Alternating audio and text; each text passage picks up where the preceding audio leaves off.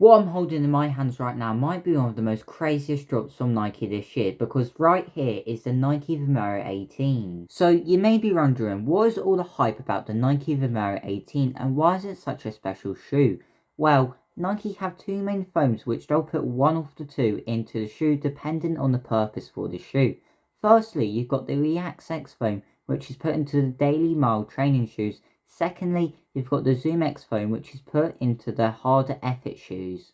What does this all have to do with the Vomero 18? Well, basically what Nike have done have slapped two layers of both the React X foam and the Zoom X foam into the shoe, which they have never done before. So in today's video, I'm going to be seeing how successful that has been for the Vomero 18, as I will be giving you my full review of the shoe and if I recommend you to buy the shoe or not. So if you guys do like the shoe reviews you see on the channel, please do leave a like and subscribe to the channel, and without further ado, let's get into the video.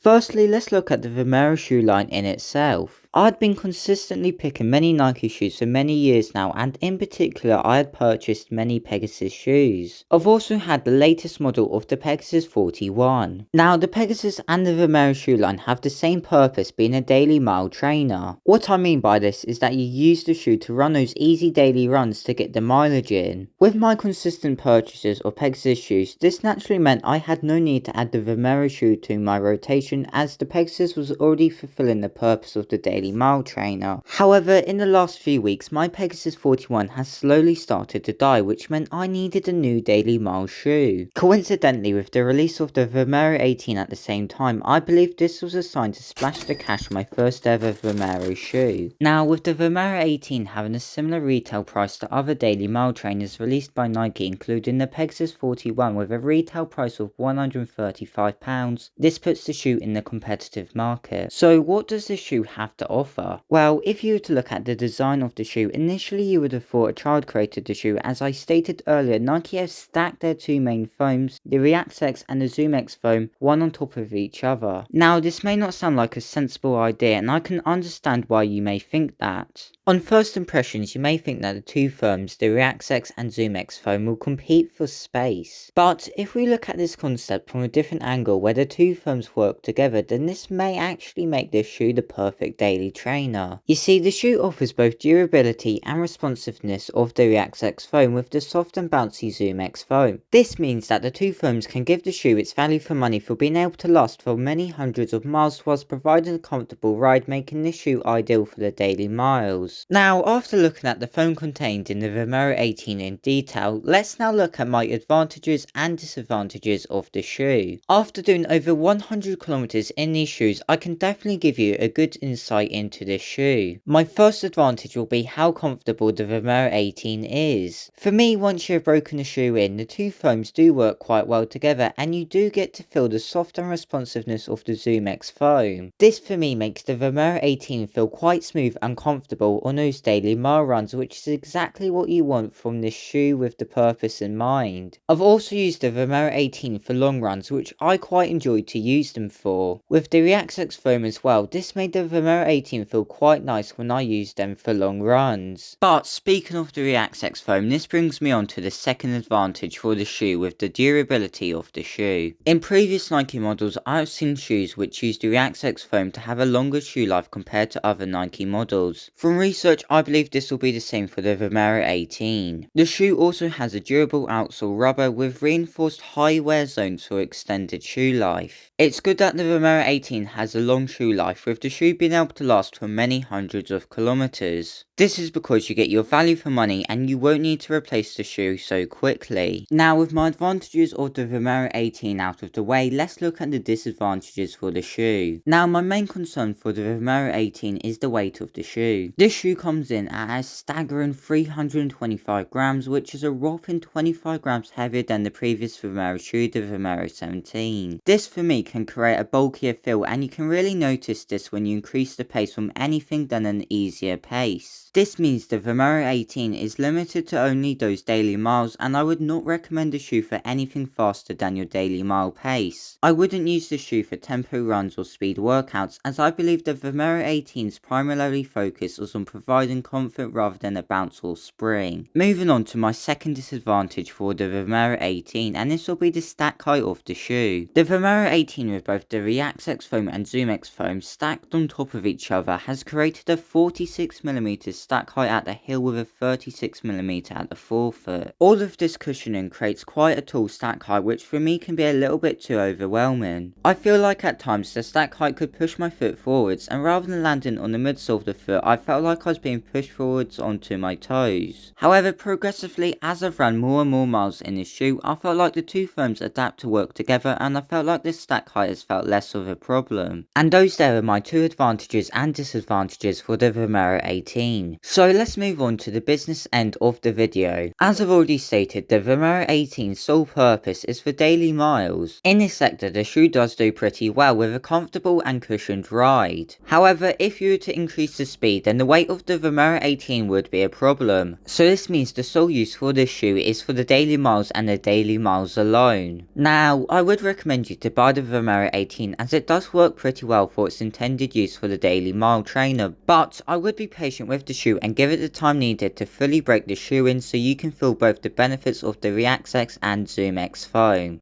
So yeah, that's it for this video. This shoe is a pretty solid daily mile training shoe, and it is quite good for its intended purpose. But if you did enjoy this video and you found it helpful, please do leave a like and subscribe to the channel. I will see you in the next video. Bye for now.